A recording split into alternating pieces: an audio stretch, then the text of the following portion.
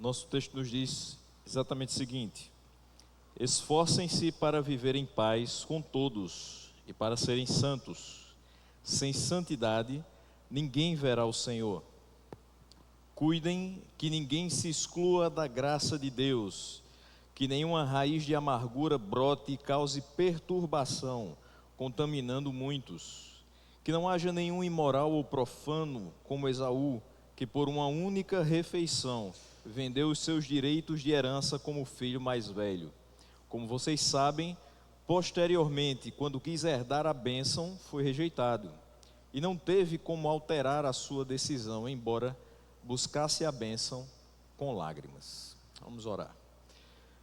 Senhor Deus, nós te damos graças por mais um domingo em que nós saímos das nossas casas alimentados, fortalecidos por uma noite de sono que tivemos e pela tua misericórdia que se renovou sobre nós, por nos dar a oportunidade de voltar os nossos olhos mais uma vez para a tua santa palavra.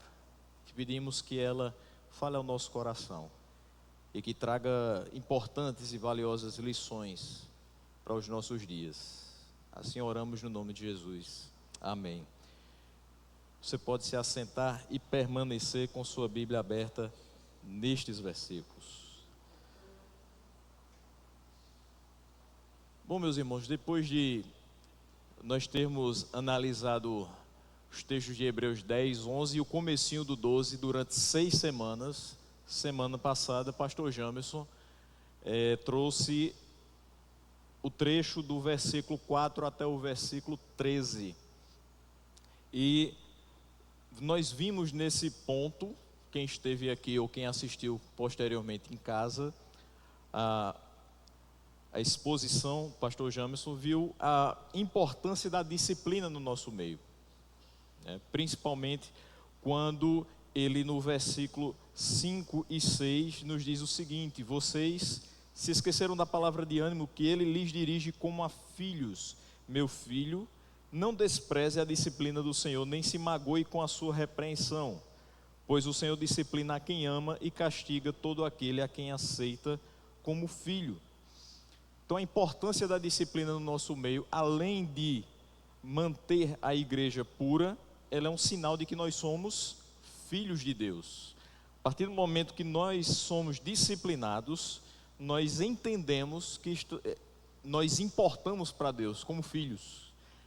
Se nós não estivéssemos sendo disciplinados, corrigidos, dia após dia, era como se ele não se importasse conosco e estivesse nos deixando a nossa própria sorte, ou que nós vivêssemos segundo o nosso próprio entendimento. Só que a gente sabe perfeitamente que, se fosse pelo nosso próprio entendimento, nós não seguiríamos o caminho que nos foi proposto. Então é necessário que ele de fato nos discipline. Ao longo do nosso percurso, é necessário sim que aqui na terra a gente tenha esse recalcular de rota, para que a gente possa continuar seguindo ao Senhor, principalmente no quesito de santidade. Então o versículo 11 é digno também de citação aqui, porque ele traz a ideia de que a disciplina inicialmente traz uma tristeza a quem dela é alvo. Ele diz o seguinte: nenhuma disciplina parece ser motivo de alegria no momento, mas sim de tristeza. Mais tarde, porém, produz fruto de justiça e paz para aqueles que por ela foram exercitados. Então, inicialmente, óbvio, traz tristeza. Você olha para uma criança, ela, por mais brincalhona que seja, por mais que goste de desenvolver ali tudo o que a sua infância permite de brincadeiras, mas ela, quando é repreendida, quando alguém reclama dela, quando alguém pede para ela ficar quietinha, ela fica toda encolhida. Ela vai se reprimindo, às vezes ela deixa de fazer várias coisas de tanto que ela foi reclamada naquele quesito. E a gente também, quando é repreendido, fica triste. A gente também passa a tomar outras atitudes e a também diminuir alguns tipos de comportamento, porque a gente já foi muito reclamado sobre aquilo. Então, num primeiro momento, traz tristeza, só que essa mudança de comportamento via repreensão, através da repreensão, produz um fruto de justiça e paz para quem recebe. Porque mais na frente você vai perceber que não é mais alvo de tanta repreensão. Por quê? Porque agora você está acertando, porque agora você está fazendo a coisa certa. E quem faz a coisa certa tem paz no seu coração e sabe que está vivendo de forma justa. Esse resultado positivo da disciplina no contexto eclesiástico deve ser observado e tomado como exemplo pelos demais membros, para que eles não reproduzam esse mesmo comportamento do faltoso anteriormente à sua repreensão. Então a disciplina também é um mecanismo de exemplo, que a gente precisa tomar como um padrão que a gente deve seguir. Se alguém foi faltoso em determinado ponto, ele de forma amorosa e cuidadosa deve ser disciplinado para que outros possam ver na sua vida a transformação de Deus através dessa disciplina. É importante salientar que a disciplina eclesiástica, ela tem duas características, e a gente deve buscar primeiramente ou principalmente a que eu vou citar primeiro, que é o aspecto que seria preventivo, mas também temos o aspecto corretivo. O que seria uma disciplina preventiva? Aquilo que nós fazemos todos os dias aqui na igreja: pregação da palavra de Deus e a meditação nela.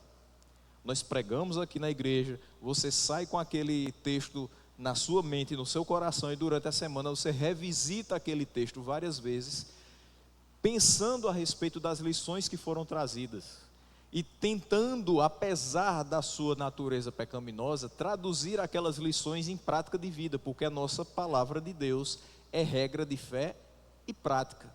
Então essa é a disciplina preventiva, é quando você se abastece da palavra, você tem as suas disciplinas espirituais, de leitura da palavra, de oração, de meditação, de jejum, e você vai mortificando a sua carne, buscando viver cada dia mais para a glória de Deus, para que não chegue a necessidade da disciplina corretiva, ou seja, que você seja chamado a atenção pela liderança da igreja, e que você tenha um novo comportamento através da observação tardia da palavra de Deus. Porque de fato, se você tivesse observado a palavra desde o início, você não teria incorrido em vários dos seus erros. Então, mas essa disciplina corretiva não tem por primeiro objetivo a exclusão de um membro do rol de membros da igreja. Ela tem por primeiro objetivo glorificar a Deus através da mudança de comportamento desse membro. E ela dá muito mais trabalho do que a correção preventiva. Por quê? Porque naquele momento, nesse momento aqui que eu estou expondo para vocês, eu estou alcançando, espero assim, que todos os que estão aqui ouvindo, e mais alguns que ainda estão pela internet. Só que assim, quando eu estou aqui falando, você escuta e você tem o auxílio do Espírito de Deus para, com os olhos voltados para o texto, entender aquilo que eu estou expondo. No momento em que eu já estou agora na disciplina corretiva, eu preciso, de forma mais detida, de forma mais isolada e de forma mais contundente, fazer com que você entenda aquilo que ainda não entendeu. Por isso que você se encontrou faltoso naquele aspecto. E nem sempre a pessoa que está sendo alvo da disciplina tem o seu coração aberto para aprender, ou tem a sua cerviz flexível o suficiente para se dobrar diante da repreensão que vem do Senhor, através daquele que foi colocado para guiar a igreja de forma local. Então é mais difícil no sentido que muitas vezes vai haver uma certa resistência com relação àquele que está sendo repreendido. Mas lembre-se, a disciplina pode trazer tristeza no primeiro momento, mas ela vai produzir um fruto de justiça e paz para aquele que por ela foi exercitado. Ou seja, o que nós tensionamos quando fazemos alguma observação sobre a sua conduta, sobre a forma como você está se conduzindo na casa do Senhor e fora dela, com o olhar voltado para as Escrituras, é simplesmente para que você viva da maneira que Deus te chamou a viver. E isso não somente vale para você, mas vale para quem está fazendo também a repreensão. Porque nós também precisamos estar nos disciplinando todos os dias, para que também, por meio de uma vida que seja ilibada, de uma conduta ilibada, nós possamos chegar até você e dizer: meu irmão, precisamos melhorar nisso aqui. Então é importante que a gente tenha, é uma das marcas da igreja, o exercício correto, amoroso, cuidadoso da disciplina eclesiástica. Então veja então como ela não somente tem um alcance individual, mas ela tem um alcance coletivo. Quando eu falo que é necessário perceber a disciplina na igreja para que também outros tomem como exemplo a repreensão feita ao irmão faltoso.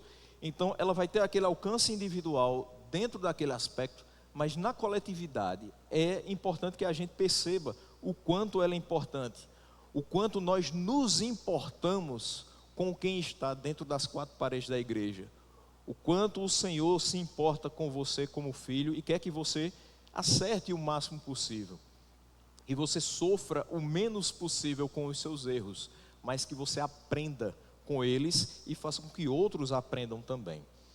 Então o versículo 12 nos mostra também esse incentivo a fortalecer as mãos enfraquecidas e os joelhos vacilantes. É para isso que a gente muitas vezes é repreendido, é para que a gente possa também nos levantar e ajudar esses que estão com as suas mãos enfraquecidas e com joelhos vacilantes. Quando alguém é disciplinado, o intuito é fazer voltar a acertar, expressando com as nossas ações humanas um pouco do zelo que Deus tem por sua igreja. E nesse breve trecho de hoje, do versículo 14 até o 17, nós vamos continuar tratando dessa relação que nós temos enquanto irmãos em Cristo. Ele vem falando sobre disciplina, mostra a necessidade de que nós recebamos com alegria, nos sentindo sim filhos de Deus, mas para que a gente ajude, para que a gente de uma forma amorosa possa fortalecer as mãos enfraquecidas e os joelhos vacilantes, fazendo caminhos retos para os próprios pés, para que o manco não se desvie, antes seja curado. E ele agora vai continuar falando sobre isso, nos mostrando o seguinte, que essa relação que nós temos com os irmãos é influenciada pela disciplina, no sentido de nos fazer perceber que o membro faltoso precisa de oração e auxílio, ao invés de pré-julgamento e hostilidade. Quando ele mostra aqui que nós precisamos fortalecer as mãos enfraquecidas, o que nós percebemos em determinados usos da disciplina, dentro das igrejas mais variadas, é que não há o sentido de oração e auxílio, mas muitas vezes de pré-julgamento, de hostilidade. Então a mão enfraquecida termina de se enfraquecer, o joelho que está vacilante termina de perder a sua estabilidade. A pessoa que está querendo nadar em rumo à superfície começa a ser afogada o mais possível por pessoas que não entendem que a necessidade que há de disciplina na igreja é para que todos possam caminhar para o mesmo propósito. Se existe alguém faltoso, é porque está se desviando do único propósito que nós temos enquanto comunidade de fé, que é estar aqui em adoração e glorificação ao Senhor. Então, se eu fujo desse propósito através das minhas atitudes, dos meus pensamentos, das palavras que eu enuncio, eu preciso de oração, eu preciso de auxílio, eu não preciso de olhares acusadores, eu não preciso de dedos acusadores, eu não preciso que alguém me afunde ainda mais, porque eu já estou afundado. Eu preciso que alguém ajude a minha mão enfraquecida a voltar para a superfície, e que alguém possa caminhar comigo até que os meus joelhos vacilantes consigam se firmar, e que os meus passos voltem a estar no caminho do Senhor. Mas também essa relação é afetada por outros dois fatores, a paz e a santidade. Para nós termos comunhão uns com os outros, além da atividade promotora do Espírito Santo em nós, promovendo essa comunhão, é preciso que nós estejamos dispostos a estar em paz com os irmãos e a manter cada um a santidade na condução da sua vida. Por isso que no versículo 14 ele vai dizer: esforcem-se para viver em paz com todos e para serem santos. Porque nós já nascemos com a tendência a fugir da paz, porque nós corremos atrás dos próprios interesses. É difícil você perceber alguém que naturalmente busca o interesse coletivo. E geralmente a gente busca o próprio interesse. Depois, se houver alguma consequência para a coletividade, ok, mas não foi o nosso primeiro pensamento. Nós pretendemos seguir os nossos próprios caminhos e nós não nos preocupamos em adequar a nossa linha de conduta a linha de conduta de outros. É o que acontece muitas vezes quando nós olhamos alguém fazendo algo que nós consideramos errado e nós não conversamos com essa pessoa para procurar saber quais são as suas motivações em realizar aquilo. Nós apenas dizemos que é errado, colocamos o nome dela na lata do lixo e influenciamos outros a pensarem da mesma forma sobre ela. Não há uma repreensão individual, não há uma colocação amistosa em relação ao irmão. Há um confrontamento, há algo que não vai trazer paz, nem para o seu coração, nem para o coração da pessoa que lhe ouve. E muitas vezes, por mais correto que você estivesse na sua colocação, ela sai muito mais convencida do que deve fazer, e você muito menos vitorioso na discussão, e você não ganha seu irmão. Você perde o contato com ele, pela maneira como você expôs. Mesmo que seja verdade, nós precisamos saber como colocar a verdade. Mesmo que o que você pensa, o que você considera, mesmo que seja verdade, mesmo que você esteja certo, mas não haja de qualquer jeito porque você está certo. Existe a forma certa de você falar com as pessoas. Existe a forma certa de você ganhar as pessoas, com um argumento bíblico, não pelo que você acha, não pelo que você considera, não pelo que você adotou para a sua vida, porque nem sempre o que você adotou para a sua vida foi com base nas Escrituras. Pode até estar dando certo para você, mas o que deve dar certo para todos é o que a palavra traz. Então a repreensão com base na palavra, ela produz sim o fruto de justiça e de paz. Já foi falado anteriormente. Então a gente, para se esforçar para viver em paz, é saber que mesmo no momento em que vamos estar exercendo a disciplina, devemos saber como exercê-la, para que de fato ela possa produzir paz. É quando nossos pais terrenos olham para nós e dizem: você não vai fazer isso, e o seu coração começa. Mas todo mundo está fazendo. E aí vem aquela frase da mãe: você não é todo mundo.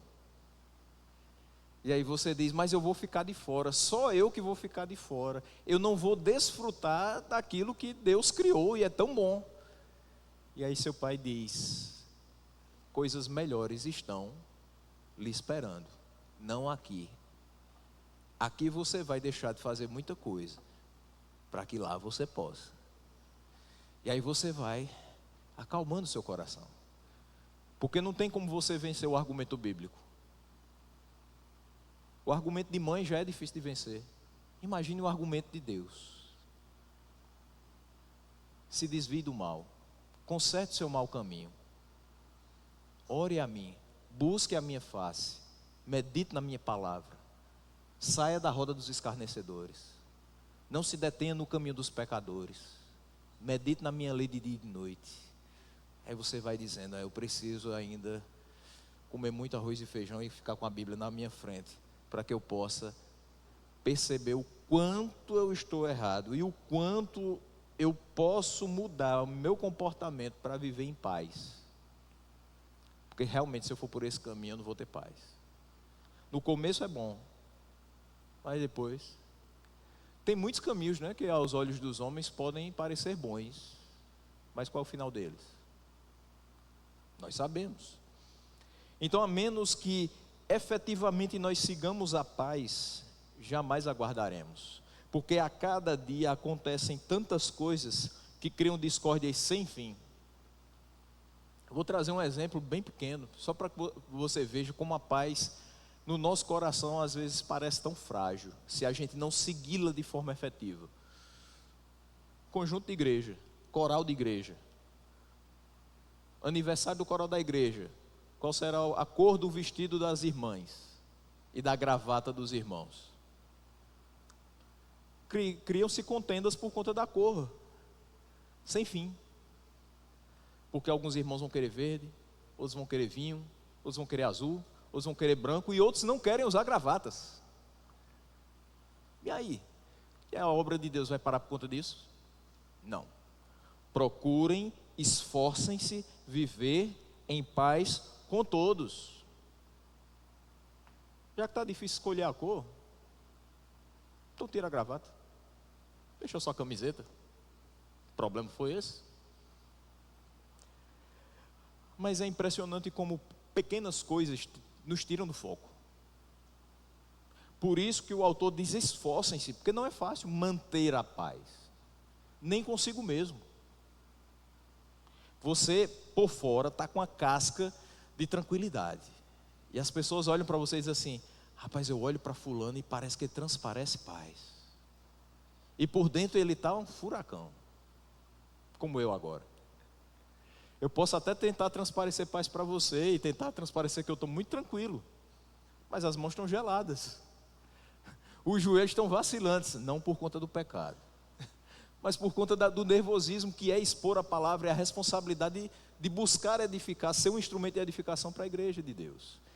Então, coisas pequenas nos fazem às vezes perder a paz, e isso internamente, imagine agora na relação com outros. Por isso nós precisamos nos esforçar para viver em paz com todos. Ele não está dizendo com quem você gosta, com quem você tem afinidade, é com todos. Ele diz o seguinte: é como se ele estivesse nos convocando a seguir a paz, não somente porque é importante que a gente a cultive, porque ela é conveniente a nós, mas também porque a gente deve se esforçar por conservá-la no nosso meio. Ela é conveniente a mim, é importante que eu esteja em paz, que eu me sinta em paz, mas não adianta eu estar em paz comigo, mas não estar em paz com a coletividade. Então eu preciso, de fato, conservar esse vínculo. É fato que muitos dos nossos problemas vêm das pessoas.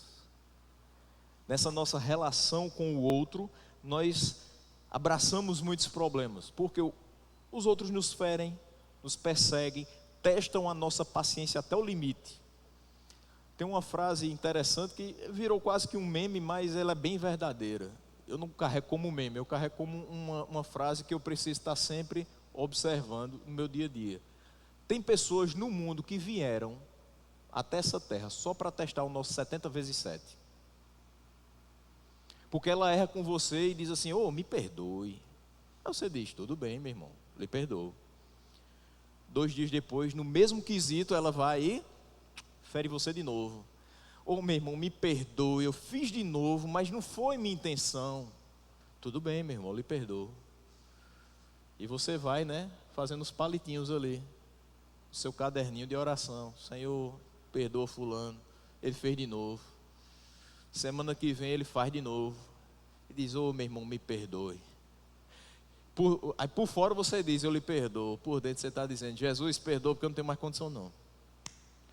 Está testando sua paciência até o limite, porque faz a mesma coisa, que você já disse que não quer, que não gosta, que lhe fere, que lhe machuca. Mas esse é o ser humano, é falho, é limitado, e incorre sempre os mesmos erros, se não for intervenção divina. Mas é tempo, meus irmãos, de aprender a viver em paz com as pessoas, independente do que elas fazem. Exercitar, se esforçar por essa paz. Deus mandou a aprovação através das pessoas, para que nós aprendamos a viver bem com o próximo e a sermos mais afetuosos, mais razoáveis, mais compassivos, mais carinhosos, mais atenciosos, mais altruístas. Todas essas qualidades nos tornarão melhores servos de Cristo, melhores embaixadores da sua mensagem, melhores ganhadores de almas e melhores exemplos. Às vezes as pessoas olham para você e dizem assim: mas fulano tem paciência. E aí você diz assim: ela não sabe o quanto eu tenho que gastar, o quanto de estômago eu tenho que ter para ter essa paciência, para engolir as palavras duras que eu escuto quase que todo o tempo. E chega realmente uma fase da vida que você não tem mais estômago, mas você tem que ter. Não por você e nem pelo outro, mas por Deus. Porque a união, a unidade do corpo de Cristo não pode ser quebrada, porque eu não me esforcei para viver em paz com todos. Eu não posso ser esse por meio de quem vem a discórdia. Além dessa questão de se esforçar para viver em paz com todos, ele diz para serem santos. Busque a santificação, porque sem santidade ninguém verá o Senhor. A santificação é o vínculo especial que nos une a Deus. A gente aprende isso desde a época de discipulado, desde a época de escola dominical, bem pequenininho. O que é que nos afasta de Deus? O pecado. O que é que nos une a Deus? A santificação. Quando a gente estuda no diretório acerca, por exemplo, de oração e jejum, a gente fala que são duas grandes ferramentas que a gente tem para se aproximar de Deus. Eu não jejuo para conquistar algo, eu jejuo para estar mais afeito à voz de Deus, para que eu esteja mais fraco na minha carne e meu espírito se fortaleça e dê ouvidos a Ele. Na vida, meus irmãos, existem pensamentos, motivações, atitudes, hábitos, prioridades, amores, ódios, confiança, opiniões e muitas outras coisas que entristecem o Senhor. E é bom que a gente fale de tudo isso. Existem pensamentos que a gente diz assim: a minha intenção é boa, mas diz o provérbio popular que de boas intenções aquele lugar está cheio. De boas intenções a igreja também está cheia, mas nem todas as boas intenções glorificam a Deus.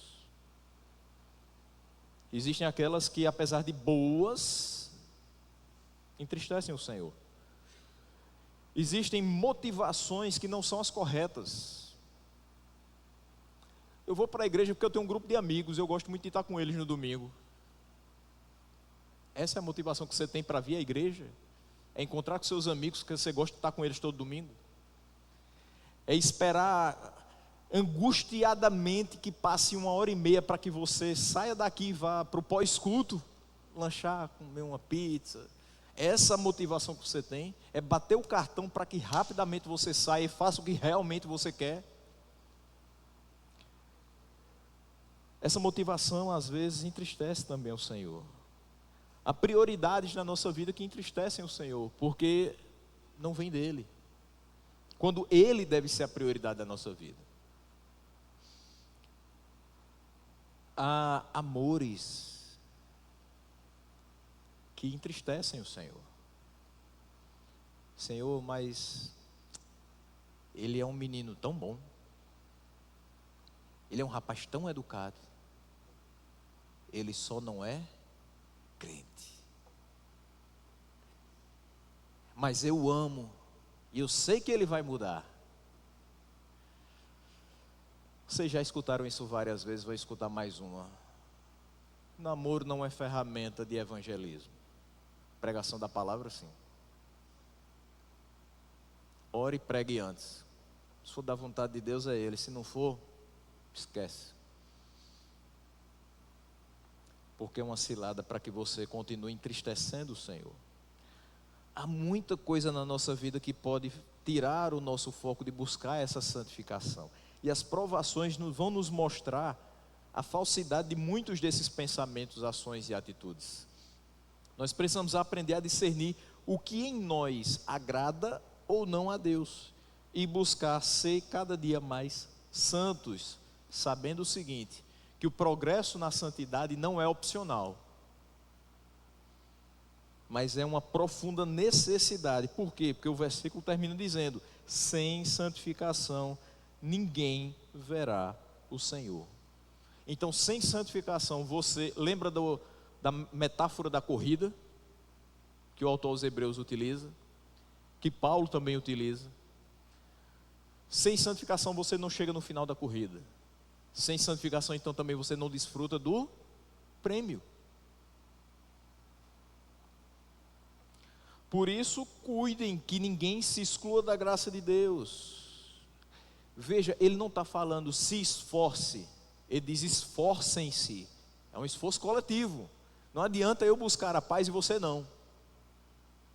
Não adianta eu buscar a minha santificação e você não. Não adianta eu cuidar de outras pessoas e você fazer o contrário. Cuidem que ninguém se exclua da graça de Deus. Que nenhuma raiz de amargura brote e cause perturbação, contaminando muitos. Nessa corrida, meus irmãos, é importante olhar para fora de si mesmo e atentar ao restante do grupo. De vez em quando você assistindo corridas, maratonas, eu gosto muito da São Silvestre, que ela é curtinha, são 15 quilômetros, e é logo cedo da manhã. E você tem alguma coisa para ver no último dia do ano que não seja os fogos de artifício nas praias do mundo inteiro. E você sempre percebe que aquele que está à frente do pilotão de liderança, que ele começa a se desgarrar 50, 60, 70 metros, naquela corrida de vez em quando ele olha para trás. Mas por que ele olha para trás? Para ver se o pilotão está avançando, para ver se ele está mantendo a distância. É um interesse próprio. Ele não quer perder a liderança. E ele sabe que vem outros competidores correndo talvez num ritmo até maior do que o dele. E se ele estiver se aproximando desse pilotão, ficando para trás, ele tem que acelerar o ritmo para ele vencer. Mas nessa maratona que nos é proposta nessa terra, quando olhamos para trás, é para que ninguém fique pelo caminho. É para que aquela mão enfraquecida a gente possa pegar e trazer para junto do pilotão. Não tem um líder lá na frente e o restante do pilotão lá atrás. Todo mundo tem que correr para o mesmo alvo. É importante que todos cheguem. Não vai ter um que vai receber um troféu, o outro vai receber uma medalha e o outro vai receber só uma cartinha de participação. Todos que chegarem ao final dessa corrida, tendo observado também a necessidade do seu colega de participação e não do seu competidor, devem chegar ao final para receber o grande prêmio. E todos receberão. Chegando ao final da corrida e tendo corrido da maneira correta, seguindo as regras que foram propostas, agradando aquele que instituiu, certamente todos vão receber esse prêmio. Mas é necessário que a gente, durante todo o percurso, vá vendo quem está se desviando do propósito, quem está desistindo da carreira, quem está se separando da graça de Deus. Meus irmãos, nunca foi tão necessário evangelizar a própria igreja do Senhor, como nos nossos tempos. Hoje a gente percebe que existem pessoas fora da igreja, dentro da igreja. Pessoas que não sabem mais por que estão aqui no nosso meio. Pessoas que estão aqui talvez por uma necessidade de ter um local para sair, num dia da semana. Que talvez estejam aqui pela tradição. Minha família sempre foi da igreja, e aí eu tenho que vir para a igreja também, que eu não quero ser diferente, eu não quero desagradar meu pai e minha mãe. Talvez a gente esteja abraçando essa ideia da tradição católica apostólica romana, que sempre fomos assim, então para que mudar? Talvez você esteja aqui só para que você se sinta um pouco mais confortável com relação aos seus pecados e diga: Senhor, pelo menos eu orei pedindo perdão. Quando Michel pediu que todos fizessem a oração de confissão de pecados, então eu me senti mais confortável, porque eu orei e pedi perdão. Só que de tarde você faz a mesma coisa, amanhã você faz a mesma coisa, você passa a semana fazendo a mesma coisa. Aí você espera o outro domingo para fazer outra confissão de pecados e se sentir mais confortável. E assim você vai passando a vida. Do conforto do domingo de manhã para o desespero de segunda a sábado. Mas por que você realmente vem à igreja? Por que você se dispõe a servir esse Deus? Por que você lê a palavra dele? Por que você ora? Você precisa saber tudo isso. Você precisa realmente se sentir participante dessa graça de Deus. Meus irmãos, para perseverar na graça é necessário esforço e vigilância. o pecado tenazmente nos assedia. Nós temos que vigiar. Mas além disso, o mundo nos apresenta propostas tentadoras. É necessário que a gente se esforce para fugir delas. É necessário esforço e vigilância, caso nós queiramos perseverar na graça de Deus. Nós sabemos por experiência própria o quão indolente é a nossa natureza carnal. Então ela requer constante estímulo. Meu pensamento está me levando para cá, e eu sei que para cá vai desagradar a Deus. Vou estimular agora o meu pensamento para voltar-se para Ele. Busca a palavra. Comecei a pensar besteira, vou orar. Comecei a sair do foco, vou ligar para alguém para a gente orar junto. Vou na casa do irmão, vou pedir ajuda, vou pedir um gabinete com o pastor, vou fazer alguma coisa. Eu vou me esforçar, eu vou cuidar de mim para que eu possa também cuidar de outros. Quando Deus nos estimula com advertências e exortações ao mesmo tempo, Ele incita os nossos corações para que essas exortações não sejam infrutíferas e sem efeito. Ele está nos repreendendo, mas Ele está quebrando o nosso coração, para que a gente entenda e guarde no nosso coração aquilo que está sendo dito. Ele está nos exortando, mas Ele está nos fazendo perceber os frutos em outras pessoas dessa disciplina, dessa exortação, para que não seja infrutífero com a gente. E é importante, meus irmãos, que nesse cuidado, para que ninguém se exclua da graça de Deus, também nessa relação haja a paz necessária para que nenhuma raiz de amargura brote e cause perturbação, contaminando muitos.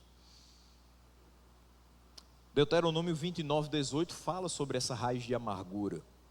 Uma raiz que produz erva venenosa e amarga. É uma pessoa que espalha dúvidas ou deslealdade para com o Senhor entre o povo da aliança. É alguém que talvez no meio da igreja diz: eu não vou orar mais por fulano não, faz 1 ano e pouco que ele está doente, Deus vai levar. Tem para que orar mais? Vocês ainda estão orando por ele? Meu amigo, entrega nas mãos de Jesus. Alguém está 5 anos desempregado, diz: ah, meu filho, vá atrás de um Bolsa Família, que você está desempregado. Não vá atrás mais de emprego não, Jesus fechou a porta, não tem quem abra. Opa, mas espera aí, o texto não está falando sobre isso. Quando Jesus fecha uma porta e não tem quem abra, é porque só Ele pode abrir a porta da salvação. Eu não tenho como abrir, se está fechada. Mas a porta está aberta. Eu preciso ir. Eu preciso viver para passar por essa porta, porque ela é estreita. Infelizmente tem pessoas que só têm palavras amargas para nos dizer todos os dias da nossa vida. É você dizendo que está com uma dor de cabeça e ela dizendo: ah, você não sabe, eu descobri que eu estou com um negócio aqui muito pior do que o seu. É você dizendo que tem um problema de saúde na família, ela dizendo: ah, teve uma vizinha minha que teve um negócio desse aí, ó, morreu.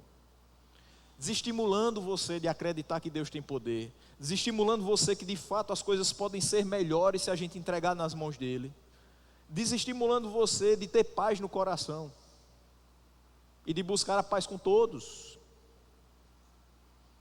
Tivemos um problema de relacionamento, vamos sentar e conversar. Não, não vá conversar com ele não, uma pessoa extremamente difícil, você vai perder seu tempo. Eu já escutei isso com relação a um colega meu de trabalho. Hoje ele já está falecido, mas eu já há muitos anos faço o horário da escola. E no primeiro ano que eu fui fazer o horário da escola, alguém disse assim: não vá falar com ele. E eu precisava dele, se ele dissesse sim para a minha proposta, eu fechava o horário. Faltando 3 dias para começar as aulas. Disse: não, vá falar com ele não, você vai perder seu tempo. E eu liguei. E quando eu dei a proposta não era boa. Eu já comecei dizendo: eu tenho uma proposta um pouco indecente para você. É você dar 12 aulas em 4 dias. 3 aulas por dia. E só uma folga na semana. É terrível, né? que eu podia colocar em 2 dias, 6 e 6. Mas eu dei o dobro. Ele disse: meu irmão, se é para ajudar, está feito. O peso caiu. E a certeza de que estava tudo em paz. Mas se eu fosse escutar as pessoas, eu nem ia falar com ele. E quando alguém fosse me perguntar, por que o horário não está feito? Eu digo, porque depende dele. Eu não vou falar com ele. Raízes de amargura iam brotando.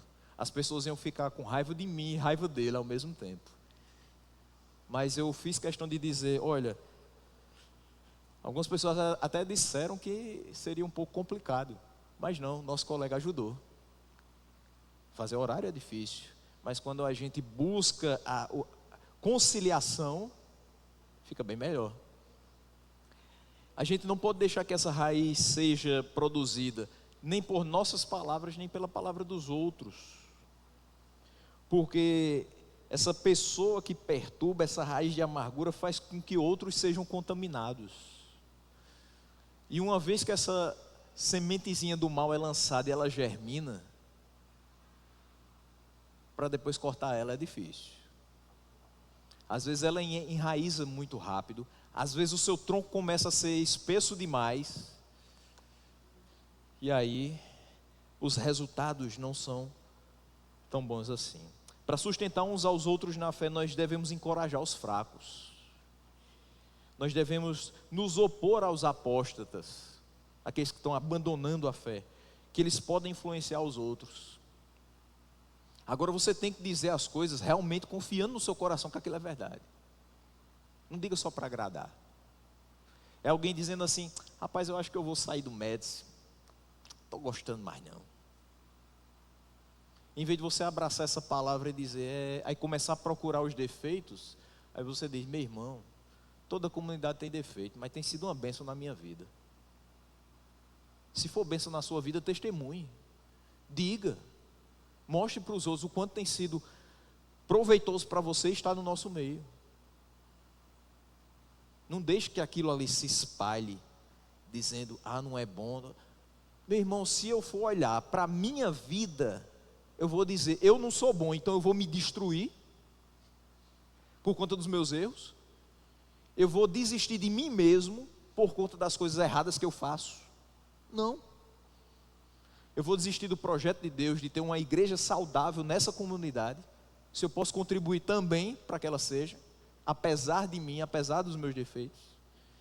E isso serve para você também. Se você está vendo alguma coisa que não está lhe agradando, primeiro pergunte, Senhor, o Senhor está se agradando disso?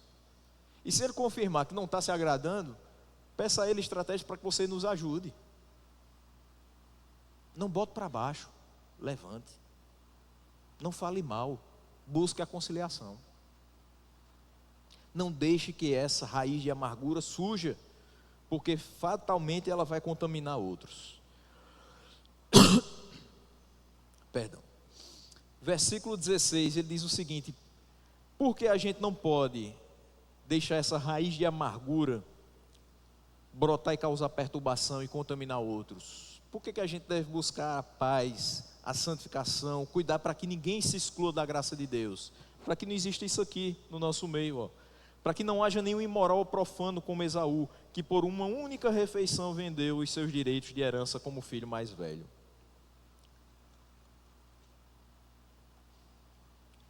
O Senhor nos chama precisamente com o propósito de ser santos. A gente sabe disso a partir de Efésios 1, versículo 4.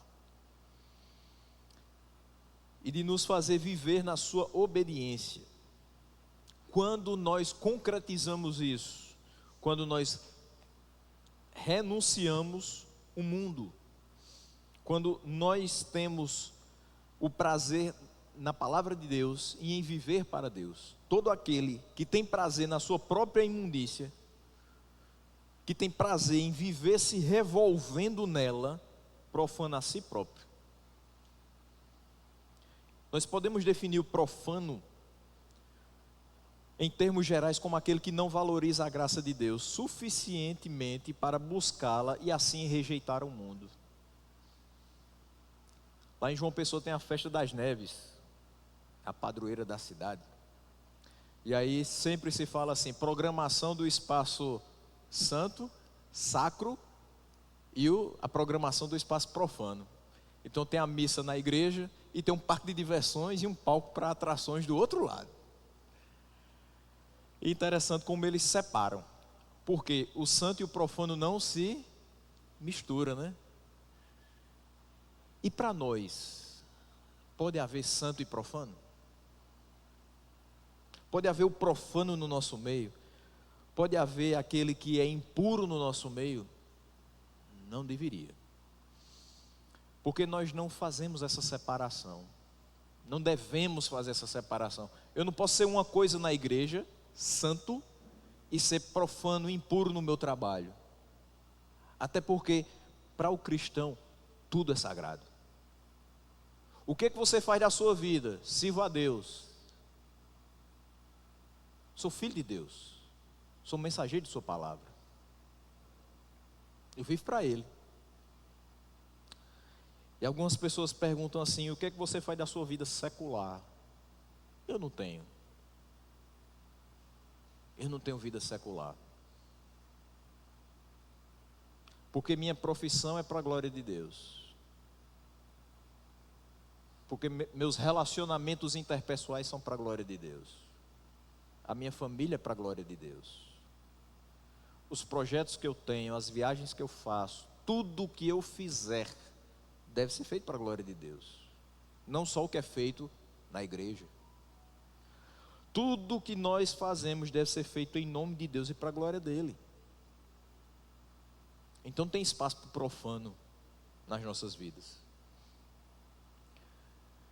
Nós devemos progredir sempre no temor de Deus, na mortificação da nossa carne e em toda a prática da piedade. E não tomar o exemplo de Esaú. Esaú é apresentado como um exemplo de alguém que desprezou as promessas de Deus, em contraste com as pessoas de fé do capítulo 11. Veja, você tem uma nuvem de testemunhas no capítulo 11. Você tem inúmeras pessoas que são exemplos de fé para nós. E elas agora são colocadas em contraste com Esaú. Você deve seguir eles, ter eles como exemplos, sabendo que o exemplo supremo é Cristo. Agora olha para Esaú, isso aqui você não deve fazer, porque ele desprezou as promessas de Deus, e a perda dele foi irrevogável. A gente vai ver isso no versículo 17.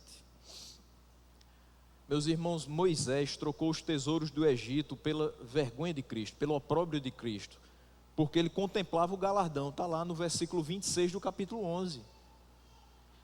Esaú, por outro lado, trocou o direito de primogenitura por uma tigela de comida, porque tudo o que ele podia ver foi um ensopado de lentilhas. O texto está lá, Gênesis 25, 29 a 34. Certa vez, quando Jacó preparava um ensopado, Esaú chegou faminto, voltando do campo, e aí ele pediu: dê-me um pouco desse ensopado vermelho aí, estou faminto. Por isso também foi chamado Edom. Edom significa vermelho. Respondeu-lhe Jacó: venda-me primeiro o seu direito de filho mais velho. Disse Esaú: estou quase morrendo. Lembra de como os jovens, principalmente, me desculpem os jovens, mas quando eu era jovem eu também dizia a mesma coisa. Essa história de eu estou morto de cansado. Esaú estava abraçando essa ideia de dizer assim: eu estou morto de fome. Ele disse: eu estou quase morrendo. Talvez ele pudesse ainda aguentar um pouco, né? Mas o cheiro estava bom. E ele estava vendo ali, ó. Era o que os seus olhos contemplavam: o ensopado de lentilhas. Ele disse: eu estou quase morrendo, e que me vale esse direito? Em outras palavras, eu não vou me alimentar desse direito, mas eu vou me alimentar desse prato. Satisfação imediata. Eu não quero olhar para o fim das coisas, eu não quero olhar para o futuro, eu quero saber o aqui e agora. Então Jacó insistiu: jure primeiro. Toma lá da cá, você jurando e entregando o prato. E ele diz, faz um juramento, vendeu o seu direito de filho mais velho a Jacó. E então Jacó serviu a Esaú pão com ensopado de lentilhas. Ele comeu, bebeu, levantou-se e se foi. Assim Esaú desprezou o seu direito de filho mais velho. E aqui eu quero fazer uma observação em relação a essa questão de Esaú. Porque quando ele fala sobre o valor do seu direito de primogenitura naquele momento, muito se assemelha àqueles que sucumbem na sua perseverança na fé. Porque eles não estão visualizando a concretização da promessa que foi feita a eles. O que é que eu tenho aqui agora?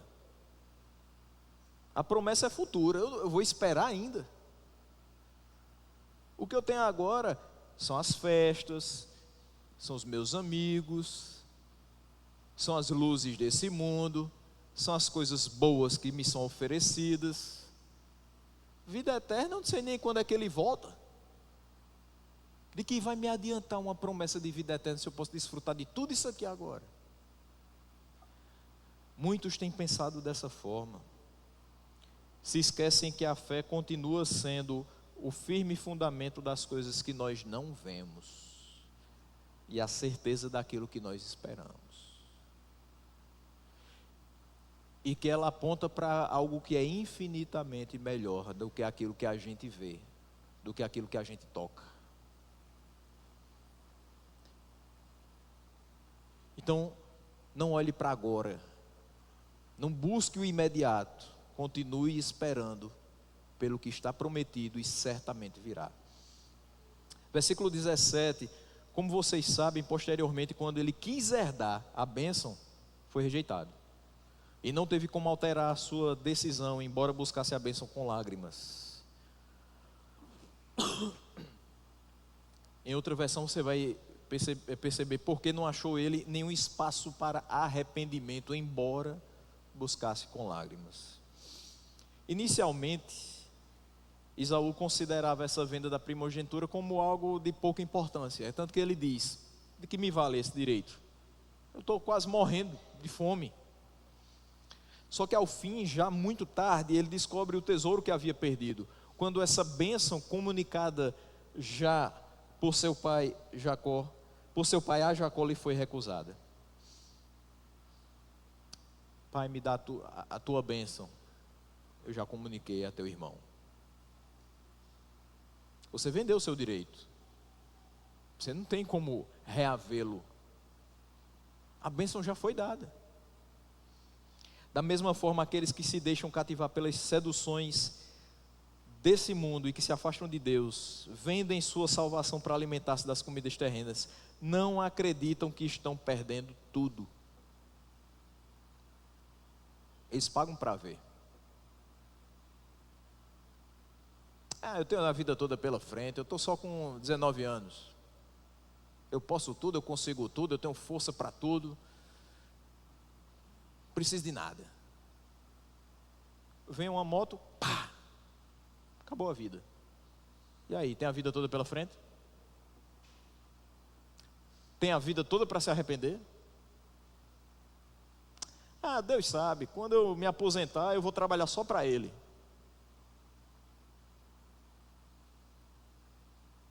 Logo agora que a gente não sabe nem se consegue se aposentar. Você vai esperar a aposentadoria para começar a servir a Deus?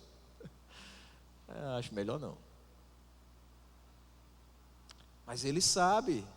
Sempre a gente joga para o Senhor, né? Ele sabe, Ele entende que meus projetos vêm primeiro. Ele entende que seus projetos vêm primeiro e que você não está dando a prioridade a Ele. Ele entende que você não tem aberto seu coração para dar primazia a Ele. Ele entende que o mais importante para você é aproveitar o mundo do que a sua salvação eterna. Muitos, infelizmente, provaram durante todo esse mês de junho que se encerra hoje, que a salvação de suas vidas é de pouca importância. O que vale é o aqui e o agora. Eu vou aproveitar. E parece que não é eu tenho muito tempo para se arrepender, é aquilo, eu não sei quanto tempo eu tenho de vida, então eu vou rasgar.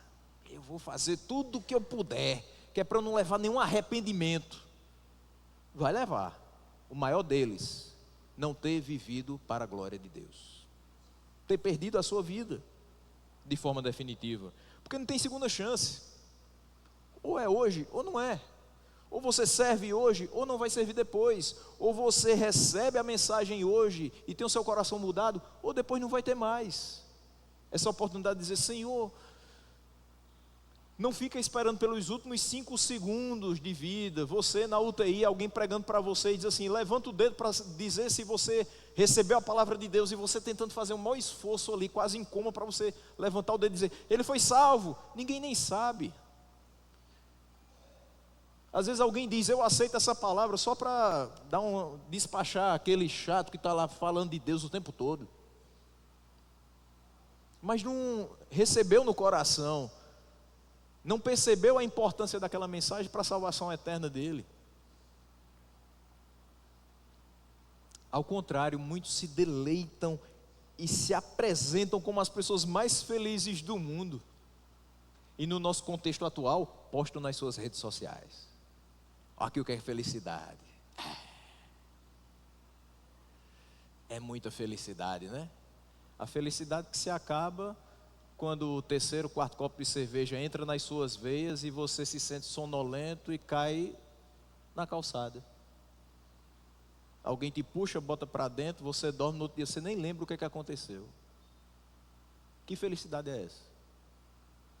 A felicidade que você precisa despender muito dinheiro para manter pessoas ao seu redor na mesa do bar, porque se você não tiver dinheiro, ninguém vai lhe dar. Enquanto tem copos, enquanto tem dinheiro, tem amigos. Depois sumiu. A felicidade que só vem quando você faz o que você quer, desprezando a vontade dos outros. Mas eu estou fazendo o que eu quero. Porque você não pensa na coletividade. Que felicidade é essa? Quando o Senhor abriu os olhos de Esaú, é tarde demais. Ao ver o resultado da sua própria maldade, ele se conscientiza de que a perda que ele passou foi culpa da sua própria negligência. Isso vai acontecer com aqueles que têm desprezado a palavra do Senhor. Diz que ele não achou nenhum espaço para arrependimento, mesmo que chorando ele buscasse. Essa sentença significa que Esaú não ganhou nem obteve nada com seu arrependimento por demais tardio, embora tenha com temor buscado a bênção que havia perdido pela sua própria culpa. O que acontece, meus irmãos? Ele não estava ali se arrependendo de não ter buscado ao Senhor. Ele estava se arrependendo de não ter recebido a bênção do Pai. Ele não se arrependeu dos seus erros, da venda da primogenitura. Ele não se arrependeu de ter barganhado um direito que era dele por instituição divina. Ele se arrependeu de não ter recebido mais coisas, mais terras, mais oportunidades, porque era o primogênito. Então esse arrependimento tardio tem um nome muito bonito na nossa língua portuguesa. Começa com R. Remorso. Eu choro, me descabelo, me desespero, mas não há lugar para voltar ao ponto inicial.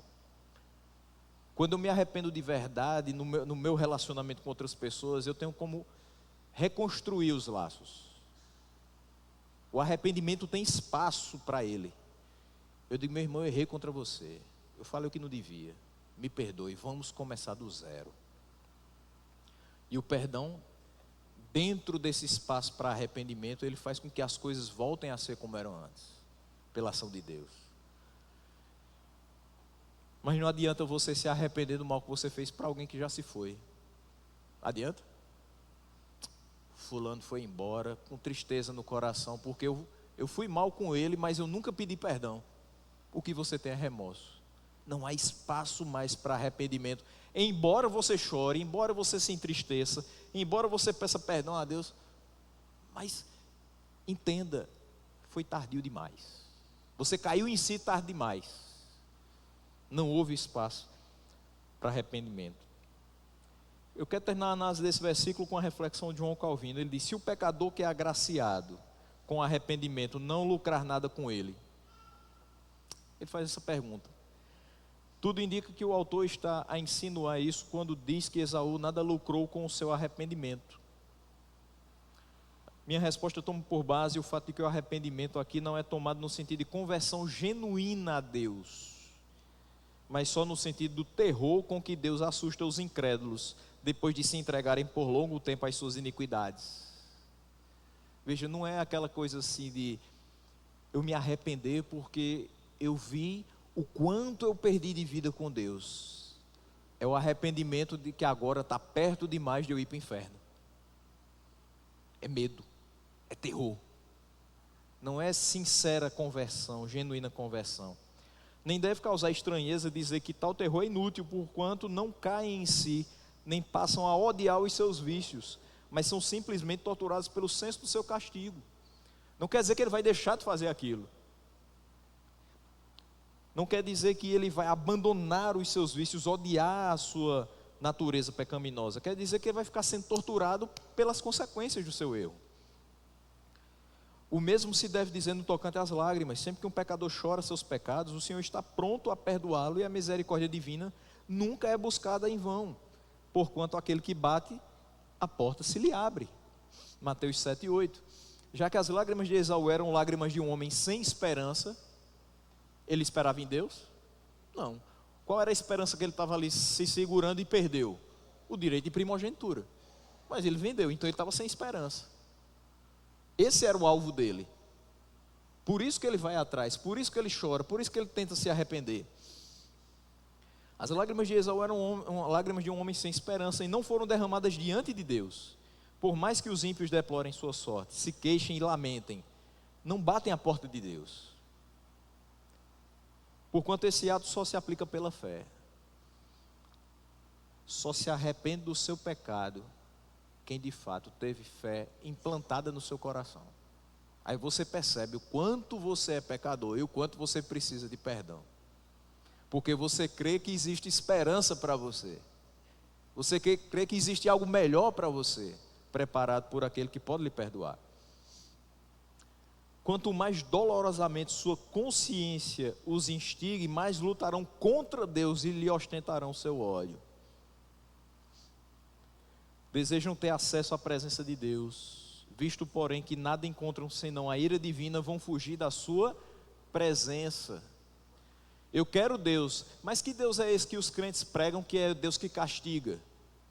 Deus não é amor, mas também é justiça. Quando a gente prega dizendo que o Senhor pune os pecados dos homens, muita gente diz, esse Deus aí eu não quero não. Então eles fogem da presença de Deus.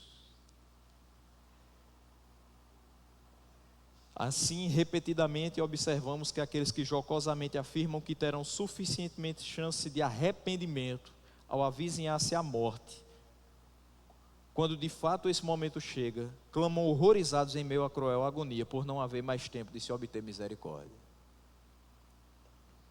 Eu tenho a vida toda pela frente. Não se iluda. Não se iluda. 4 aplicações e a gente fecha o dia de hoje antes das 11 horas. No que depender de nós, meus irmãos, vivamos em paz com todos. Ou seja, não façamos nada para sermos os promotores de contendas e intrigas com os nossos irmãos e entre eles também. Nem você deve brigar com seu irmão, nem contender com seu irmão, nem também promover a contenda entre outros irmãos. Ser o pivô de discussões desnecessárias e improdutivas. Segundo, busquemos a santificação todos os dias das nossas vidas, porque além de ser necessário para ver o Senhor, é igualmente necessário para dar-lhe glória. Terceiro, não desvalorizemos os presentes valiosos que nós recebemos de Deus na pessoa bendita de Cristo, a saber, perdão dos pecados, concessão da fé, imputação da justiça, regeneração, adoção e a promessa da vida eterna. Olha quanta coisa que você tem. Não desprezemos tudo isso e muito mais que Ele nos tem dado dia após dia, por qualquer coisa que nos seja oferecida pelo mundo. Quando tiver uma coisa muito boa batendo na sua porta, pense, eu tenho uma coisa bem melhor. Mas eu não estou vendo ainda, não interessa, vai chegar.